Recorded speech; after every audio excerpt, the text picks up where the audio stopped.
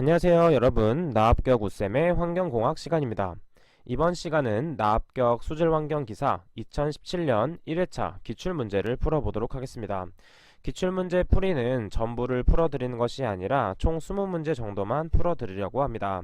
자, 이때 문제의 선정 기준은 여러분들이 많이 어려워하거나 중요한 문제 위주로 선정을 하였으며, 만약에 이 문제는 꼭 해설을 듣고 싶다 하는 문제가 있으시면 해당 영상에 댓글을 남겨주시게 되면 문제들을 선정하여서 새롭게 영상을 찍도록 하겠습니다. 자, 그럼 2017년 1회차 기출문제를 풀어보도록 할게요. 자, 3번 문제입니다.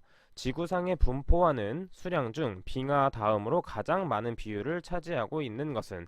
자, 이때 물의 분포는 정말 시험에 많이 출제되는데 어떤 것들이 있냐 하면 빙하 다음에는 지하수 다음엔 담수호 다음에는 염수, 그 다음에 토양수,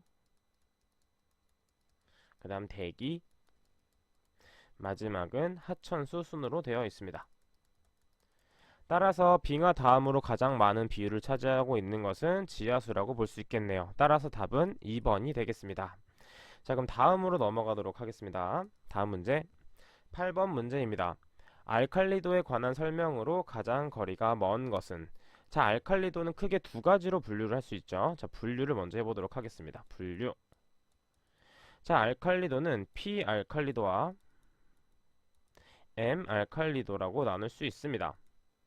자, 이때 P알칼리도는 페노프탈레인 알칼리도로서 pH 8.3에서 측정이 되는 것으로, 이때 해당되는 물질은 OH-와 절반의 탄산이 있습니다.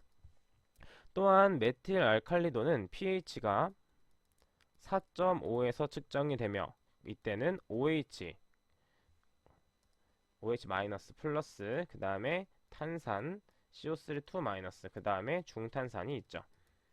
자, 지금 보게 되면 수산화이온, 탄산이온, 중탄산이온은 알칼리도 유발 물질로서 모든 것을 함유하고 있기 때문에 이때 M알칼리도는 총알칼리도라고도 합니다. 따라서 1번에 P알칼리도와 M알칼리도를 합친 것이 총알칼리도가 아닌 M알칼리도 하나만 봤을 때 총알칼리도라고 합니다. 따라서 답은 1번이 되겠죠. 마찬가지로 2번과 3번, 4번에 대해서도 출제가 될 수 있기 때문에 한번 읽어보시는 게 중요한 포인트입니다. 자, 계속해서 다음 문제 보도록 할게요. 11번 문제입니다. 물에 관한 설명으로 틀린 것은 되어 있네요. 자, 물에 관한 특징은 많이 출제가 됩니다. 그럼 1번 문제 먼저 보도록 하면, 물은 수소결합과 공유결합을 하고 있습니다. 그렇기 때문에 물은 육각형 구조를 띠고 있죠. 또한 수소결합과 공유결합은 결합의 힘이 강하기 때문에 매우 안정한 물질이 됩니다. 매우 안정한 물질이 되죠. 자, 따라서 1번은 맞는 보기가 되겠고, 자, 그럼 두 번째, 수온이 증가할수록 표면 장력은 커진다 되어 있는데, 자, 수온이 증가하게 되면 분자 활동이 활발해집니다. 분자 활동이 활발해지게 되면 인력이 작아지게 되죠. 그러므로 표면 장력은 작아지게 됩니다. 따라서 답은 2번이 됩니다. 자, 그럼 3번, 온도가 상승하거나 하강하면 최적은 증대한다 되어 있습니다. 자, 이것은 밀도와 관련이 있는데 물의 밀도는 4도씨에서 최대입니다. 그리고 밀도는 어떻게 표현할 수 있냐면, 밀도는 부피분의 질량으로 나타낼 수가 있습니다. 따라서 온도가 상승하거나 하강하면 부피는 증가하게 되죠. 그래서 밀도는 작아지게 되는 것입니다. 온도가 상승하게 되면 밀도가 작아진다고 볼 수 있는데, 자, 이때는 물은 특별하기 때문에 이런 식으로 보게 되면 4도씨 기준으로 온도가 낮아지거나 높아지면 부피가 팽창하게 돼서 밀도가 감소하게 됩니다. 따라서 맞는 보기가 되겠죠. 자, 4번 마찬가지로 용융열과 증발열이 높다 정도도 체크를 해주시면 되겠습니다. 자, 그럼 다음 문제 12번 문제 보도록 하겠습니다. 오염된 물속에 있는 유기성 질소가 호기성 조건하에서 50일 정도 시간이 지난 후에 가장 많이 존재하는 질소 형태는 무엇인가요? 자, 먼저 처음에 오염된 물 속에 있는 유기성 질소가 호기성 조건에 분해가 됩니다. 먼저 그래서 암모니아가 제일 먼저 발생하게 되죠. 자, 그래서 이때 암모니아성 질소가 반응이 일어나게 되면 산화 반응을 통해서 질산화가 일어납니다. 따라서 이때는 아질산성 질소가 발생하며 그 다음에 다시 또 산화 반응이 일어나서 질산성 질소가 발생하게 되는 것이죠. 따라서 오랜 기간 지나게 되면 질산성 질소 형태로 다 남게 됩니다. 따라서 답은 3번이 되겠네요. 자, 오염물과 가장 근접했을 때는 암모니아가 발생함. 왜냐하면 암모니아는 어떤 것이죠? 그렇죠. 악취 물질입니다. 그래서 오염물질이 들어오면 처음으로 나타나는 게 암모니아. 그리고 시간이 흐를수록 아질산성으로 잠깐 나왔다가 그 다음에 질산성 질소가 나오게 됩니다. 따라서 답은 3번이 된다는 거 체크를 해주셔야 되고, 이때 또 질산성, 그리고 질산화가 일어나는 방식도 다 알고 계셔야 됩니다. 자, 다음 문제 계속 보도록 할게요. 16번 문제입니다. 물질 대사 중 동화작용을 가장 알맞게 나타낸 것은? 자, 동화작용은 어떤 것과 비교해 봐야 되냐면 동화작용은 이화작용과 비교해서 보아야 됩니다. 자, 동화작용은 간단한 물질이 세포물질, 복잡한 물질로 변하는 것. 자, 간단한 것이 복잡한 것으로 가기 위해서는 에너지가 필요합니다.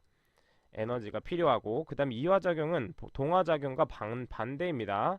복잡한 물질이 분해되어서 간단한 물질이 됩니다. 따라서 이때는 에너지가 필요한 게 아니라 에너지가 필요 없습니다. 왜냐하면 에너지가 생성되기 때문이에요.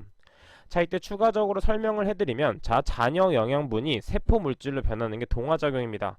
따라서 3번과 4번 보기는 제외가 되고, 이때 ATP와 ADP가 뭔지 알아야지 이 문제를 풀 수 있는데, 이때 ADP와 ATP는 영양분이라고 생각해 주면 돼요. 영양분에서 이때는 D는 더블이고 T는 트리플입니다. 따라서 얘는 영양분이 2개 있는 것이고 ATP는 영양분이 3개가 있는 것이에요.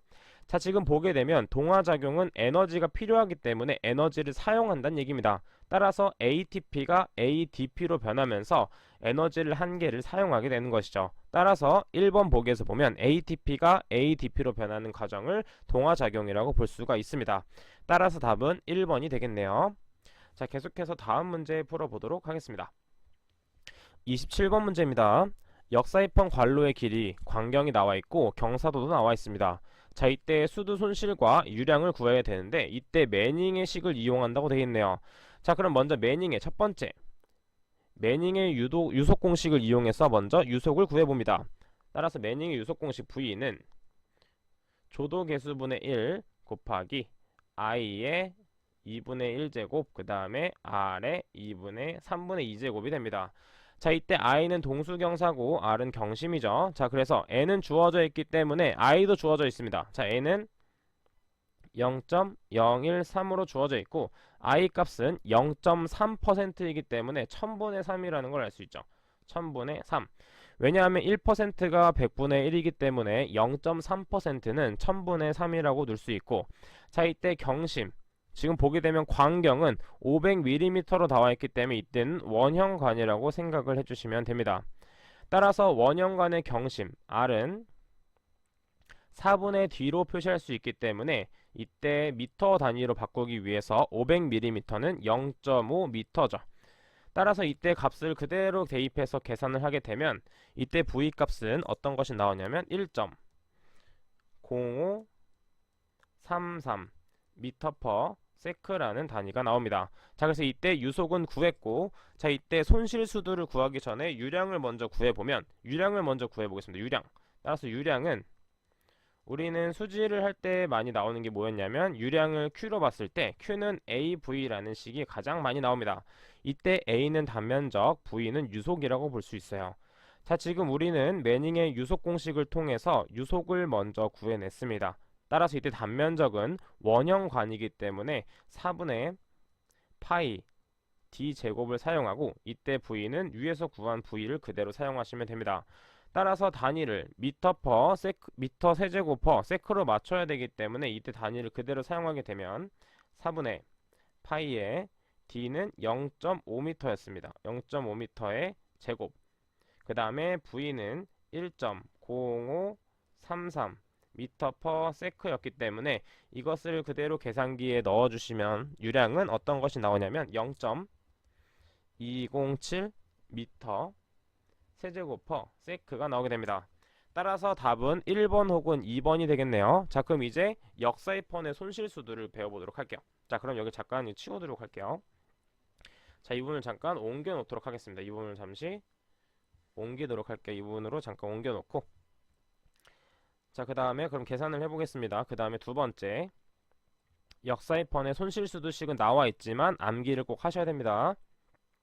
자, 역사입헌 손실수두는 동수경사 i 곱하기 괄호의 길이 l, 그 다음 더하기, 그 다음에 1.5, 이건 보통 베타라는 값이 주어지는데 보통 1.5라는 값이 주어집니다. 곱하기 2지분의 v제곱, 그 다음 더하기 알파라고 볼 수 있어요.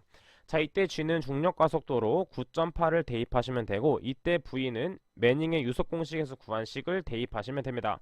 따라서 i의 값은 어떤 것이었냐면 1000분의 3이었고, 이때 괄호의 길이는 500m 더하기 1.5 곱하기, 이때 g는 9.8m/s 제곱이죠. 자, 그래서 2 곱하기 9.8, 그 다음에 1.0533의 제곱, 그 다음 플러스 알파의 값이 나와 있어요. 자, 지금 역사입헌 괄호의 미소 손실이 알파로 보시면 됩니다. 자, 이때는 단위를 미터 단위이기 때문에 센치를 미터로 바꿔주게 되면 0.05m가 되죠. 따라서 이것도 마찬가지로 계산기에 대입을 하시게 되면 1.63m라는 답이 나오게 됩니다. 따라서 답은 1번이 답이 됩니다. 자, 이 문제는 중요하기 때문에 이 문제를 한번 해설을 한번 지워보고 여러분들께서 한번 더 풀어보시는 게 중요합니다. 자, 계속해서 다음 문제 풀어보도록 할게요. 33번 문제입니다. 자, 이것은 지금 나와 있는 게 뭐냐면 최대 계획 우수 유출량, 즉 합리식을 이용한 계산 방법입니다. 원래 합리식 Q는 360분의 1 CIA라고 볼 수 있는데, 저는 이 360분의 1을 사용하지 않고 CIA로 계산하는 방법을 제가 한번 설명드렸습니다. 자, 그러면 각각에 맞춰서 한번 단위를 맞춰 보도록 할게요. 자, 먼저 첫 번째 일단 i의 값이 나와 있기 때문에 i의 값을 먼저 구해 보도록 합니다. i는 루트 t분의 플러스 0.09라고 할 수 있는데, 이때 t는 무엇이라고 했냐면 제가 이것은 유달시간입니다. 유달시간. 자, 유달시간은 어떻게 구했냐면 유입시간과 유하시간의 합으로 구할 수 있었습니다. 자, 이때 유입은 괄호 전까지 유입되어 오는 시간을 뜻하며 유하시간은 괄호에 흐르는 시간을 뜻합니다. 따라서 지금 유입시간은 주어져 있습니다. 유입시간은 8분으로 주어져 있어요. 그래서 따라서 유입시간은 8분 그대로 작성을 넣어주시면 되고, 유하시간은 괄호에 흐르는 시간이기 때문에 길이 나누기 유속으로 볼 수가 있습니다. 따라서 그대로 한번 계산을 해보면 지금 관 유속은 1.2m/s이고 하수 관거의 길이는 400m로 주어져 있네요. 자, 그럼 이제 선을 그어서 한번 계산을 해보겠습니다. 이 정도 그어서 계산을 해볼게요. 자, 먼저 길이를 먼저 써 넣게 되면 400m가 되고, 이때 유속은 1.2m/s가 됩니다. 자, 그럼 미터 단위는 지워졌는데 지금 세크 단위를 미니트 단위로 바꾸는 게 중요하죠. 따라서 1분은 1미니트는 60세크 이기 때문에 이렇게 단위 환산을 하게 되면 이때 해당되는 답은 무엇이 나오냐면 13.5556 미니트가 나옵니다. 자, 가끔 학생분들이 왜 소수점 4자리까지 하냐 하시는 분들이 있는데, 자, 실기에서도 이렇게 하기 때문에 필기에서도 연습 삼아 이렇게 하는 것을 제가 추천드립니다. 자, 따라서 이때 i 값이 주어져 있고 마찬가지로 이제 q 값을 구해야 되는데, 자, 두 번째 이제 따라서 유량 값을 구해낼 텐데, 이때 유량의 단위는 미터 세제곱 퍼 세크 단위입니다. 자, 이때 책에 있는 해설은 이 각각의 단위들을 MKS 단위로 맞춰서 통일했지만 지금 해설을 할 때는 한 번에 계산하는 방법을 알려드리도록 할게요. 자, Q는 CIA였기 때문에 이렇게 적어 놓고 대입을 해보도록 하겠습니다. 자, 여기다가 대입을 해보도록 할게요. 선을 쭉 긋고 해보도록 하겠습니다. 자, 그럼 먼저 C 값은 유출 개수이기 때문에 0.38을 먼저 대입을 합니다. 0.38 대입. 그 다음에 i 값을 대입하면 i 값은 대입하게 되면 i 값을 안 했네요. 자, i 값은 대입하면 뭐가 나오냐 하면 173.6575 mm per hour라는 값이 나옵니다. 따라서 그대로 값을 대입하면 173.6575 mm per hour가 나오게 되죠. 자, 그 다음에 단면적을 대입해야 되는데 단면적은 지금 유형 면적 100 헥타르가 나와 있습니다. 따라서 100 헥타르를 대입해 주면 됩니다. 자, 지금 각각의 단위 환산을 시작해 보도록 할게요. 자, 먼저 밀리미터를 미터 단위로 바꿔주겠습니다. 자, 1미터는 10의 세제곱 밀리미터이기 때문에 이런 식으로 미터 단위로 바꿔주게 되고, 자, 그리고 이때 아워 단위를 세크로 바꿔야 되기 때문에 1시간은 3600초입니다. 3600초.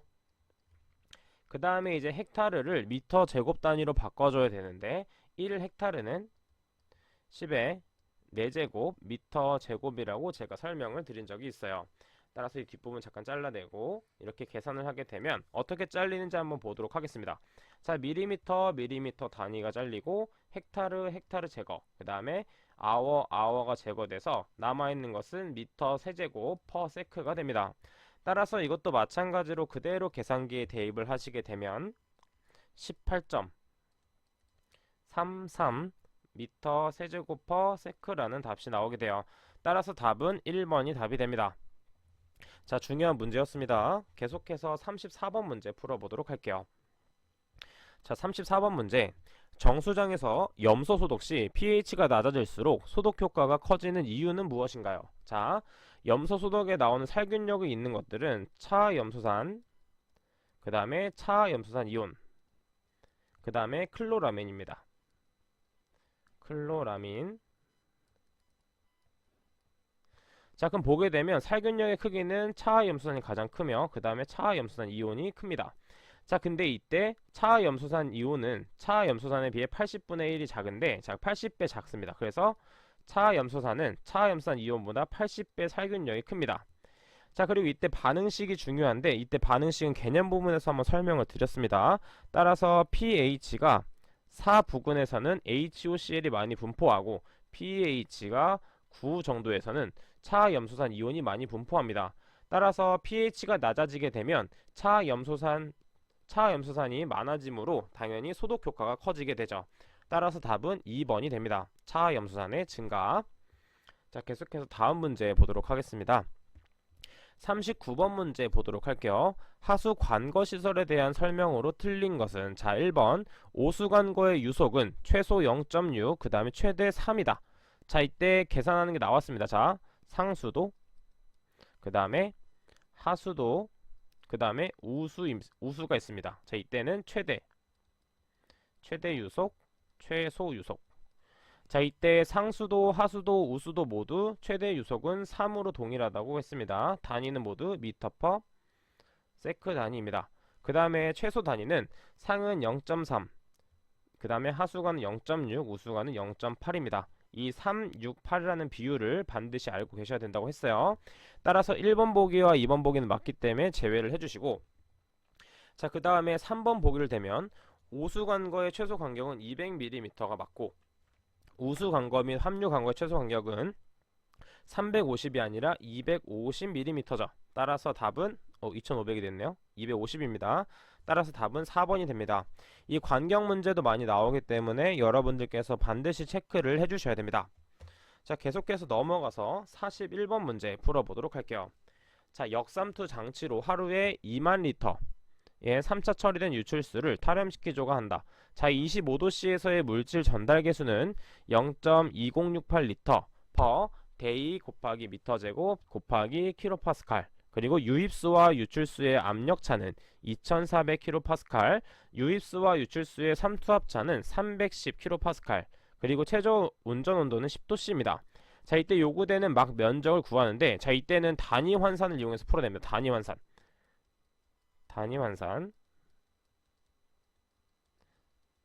자, 단위 환산을 풀어내게 되면 먼저 우리가 필요한 단위는 미터 제곱입니다. 자, 그럼 여기를 잘 보게 되면 리터는 원래 미터 세제곱으로 바꾸게 되면 미터 세제곱 1미터 세제곱은 10의 세제곱 리터죠. 따라서 이것은 면적이 아니라 부피 단위고 데이는 날짜 단위고 킬로파스칼은 압력 단위입니다. 따라서 우리가 요구하고자 하는 이 미터 제곱이 막의 면적이구나 라는 것을 캐치하는 게 중요해요. 자, 그래서 막의 면적을 다시 구하게 되면 미터 제곱으로 만들어 보도록 하겠습니다. 자, 그럼 항상 했듯이 길게 줄을 하나 써놓고 단위 환산을 시작해 보도록 할게요. 자, 먼저 우리는 미터 제곱을 위로 올려야 되기 때문에 물질 전달 개수를 나눠 버립니다. 즉 0.2068 리터로 놓고 위쪽에 단위를 써주세요. 데이, 그 다음에 미터 제곱, 그 다음에 킬로파스칼. 자, 이제 각각의 단위들을 소거해서 미터 제곱만 남도록 하면 됩니다. 자, 그럼 지금 보게 되면 압력차를 제거해 주는 게 중요하고 이 리터 단위도 제거하는 게 중요합니다. 자, 지금 보게 되면 하루에 2만 리터이기 때문에 2만 리터 퍼 데이라고 생각을 해주시면 돼요. 자, 그럼 계산을 하게 되면 어떻게 하냐면 2만 리터 퍼 데이라고 볼 수가 있죠.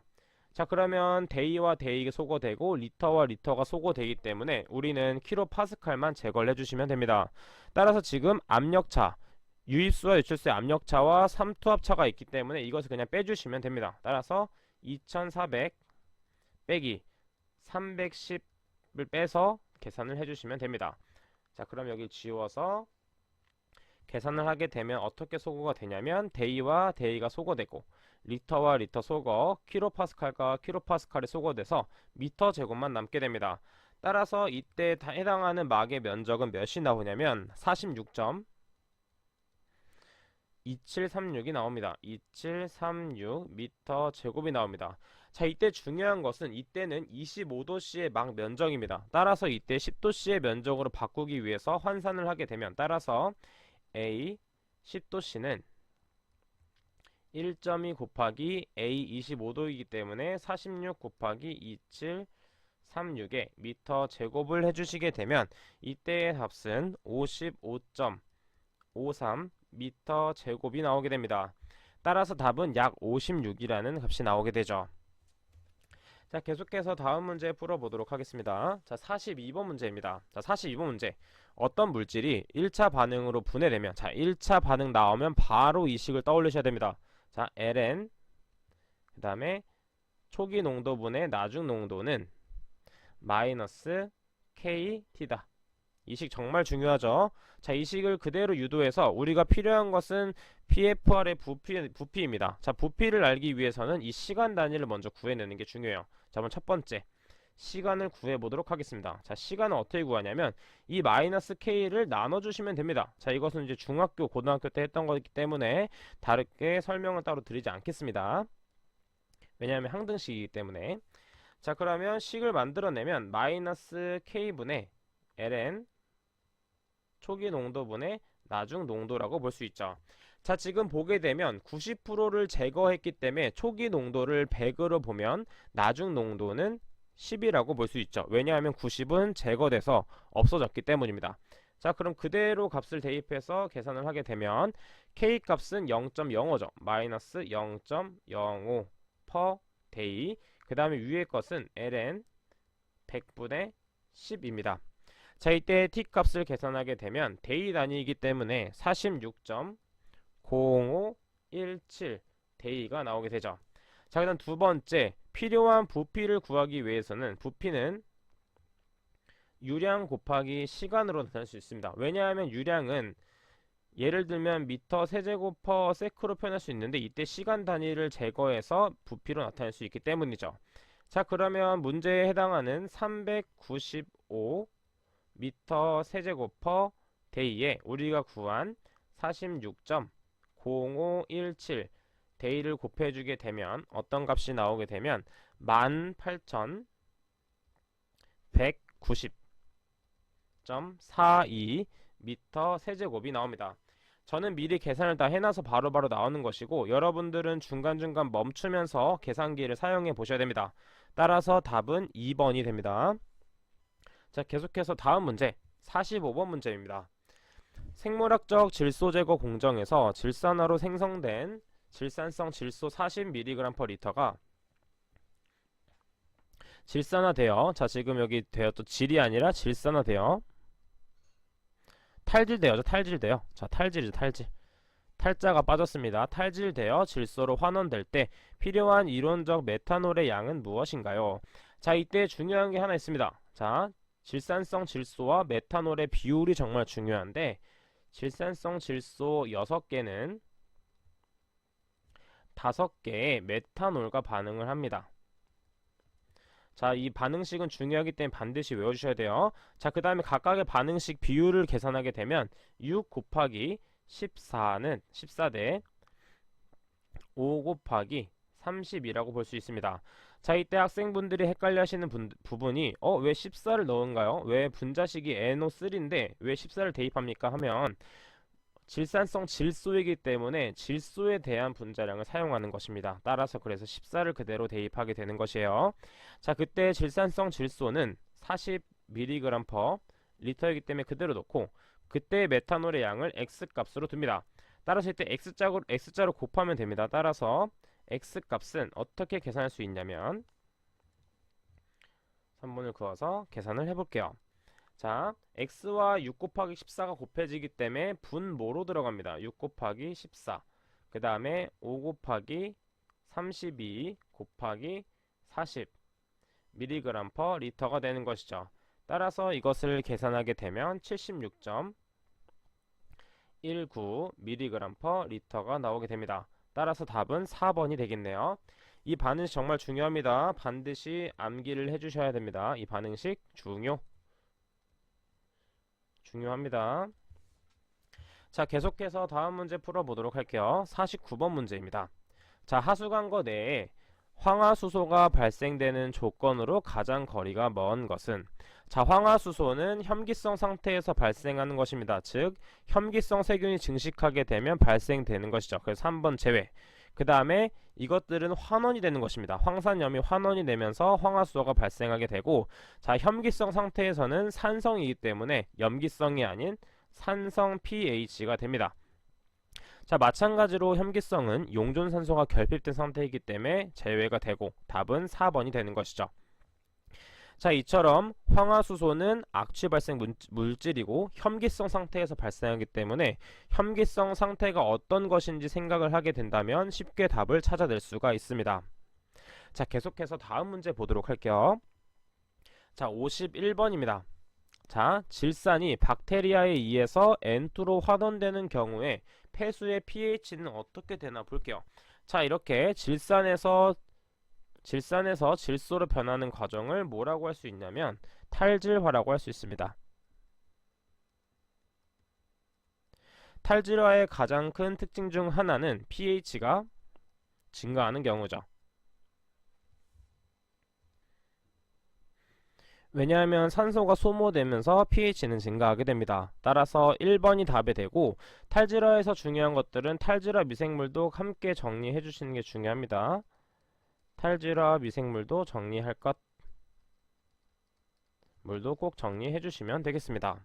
자, 계속해서 54번 문제 풀어보도록 할게요. 슬러지를 진공 탈수시켰습니다. 부피가 50% 감소되었다. 유입 슬러지의 함수율이 98%였다면 탈수 후 슬러지의 함수율은 얼마인가? 자, 함수율 구하는 공식, 함수율 구하는 공식을 한번 보도록 할게요. 자, V1 1 마이너스 함수율은 V2 1 마이너스 V2에 대한 함수율입니다. 자, 그럼 그대로 대입을 하게 되면 먼저 V1은 부피를 100으로 모으도록 하겠습니다. 퍼센트 단위이기 때문에 100만큼 있다면 이때의 함수율은 1 마이너스 0.98이 되고, 이때 우리가 구해야 되는 이 부분은 부피가 50% 감소되었기 때문에 50으로 줄어들었습니다. 그리고 이때 함수율을 구해내는 게 문제죠. 자, 이것은 이제 계산기를 이용해서도 풀 수 있지만 전개를 이용해서도 풀 수 있습니다. 자, 그럼 전개를 해보도록 하면 이제 우측을 분리시키면 50 마이너스 50 W2라고 넣을 수 있습니다. 따라서 W2를 좌측으로 넘기고 좌항에 있는 걸 우항으로 넘기게 되면 50 W2는 50 마이너스 100 1 마이너스 0.98이 됩니다. 따라서 우리가 구하고 싶은 것은 W2이기 때문에 50을 나눠주게 되면 1 마이너스 2 1 마이너스 0.98이 됩니다. 따라서 해당 값을 계산하게 되면 0.96, 즉 96%라는 답이 나오게 되죠. 따라서 답은 4번이 답이 됩니다. 자, 이제 마지막 문제 76번 문제를 풀어보도록 하겠습니다. 자, 70%의 질산을 물로 희석하여 5%의 질산으로 제조하려고 합니다. 70%의 질산과 물의 비율은 어떻게 구할 수 있을까요? 자, 이때는 우리가 알고 있는 혼합 공식을 이용하여서 풀어낼 수가 있습니다.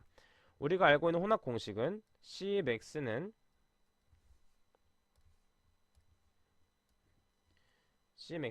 첫 번째 유량 Q1 플러스 Q2분의 C1 Q1 더하기 C2 Q2로 볼 수 있습니다. 자, 이때는 어떻게 설정하냐면, 자, 5%의 질산을 Cmax로 보겠습니다. 왜냐하면 섞은 후에 제조가 된 거기 때문이죠. 자, 그 다음에 Q1은 70%의 질산으로 보고 Q2는 물로 보겠습니다. 자, 그러면 Cmax는 5%이기 때문에 5%. 그 다음에 각각의 유량은 뭔지 모르기 때문에 Q1 플러스 Q2로 두도록 하겠습니다. 자, 이때 C1은 농도 70%이기 때문에 70%, 그 다음에 Q1이라고 볼 수 있고, 이때 C2는 질산이 아예 없는 물이기 때문에 0%라고 볼 수 있습니다. 0% 곱하기 Q2. 자, 그러면 그대로 계산하게 되면, 자, 이 부분 0%는 곱하게 되면 0이기 때문에 이 부분은 삭제가 되죠. 자, 그 다음에 Q1 플러스 Q2를 좌우에 곱해주게 되면, 전개를 하게 되면 5% Q1 플러스 Q2는 70%의 Q1이 됩니다. 자, 퍼센트 단위는 0.05, 그 다음에 70%는 0.7이기 때문에 각각을 넘겨서 계산하게 되면 0.65 Q1은 0.05 Q2가 됩니다. 따라서 이걸 깔끔하게 정리를 해주면 13 Q1은 Q2가 되죠. 따라서 Q1이 1만큼 필요하다면 Q2는 13이 필요하다는 얘기입니다. 따라서 1%의 질산과 물의 비율은 1대 13으로 볼 수가 있는 것이죠. 따라서 답은 3번이 되겠습니다. 자, 이렇게 1회차 기출문제를 풀어보았고, 계산 문제는 반드시 멈춰놓고 여러분들이 직접 계산기를 이용하셔서 풀어보시는 게 정말 중요합니다. 수업 들으시냐고 고생 많으셨고, 저는 다음 시간에 뵙도록 할게요. 감사합니다.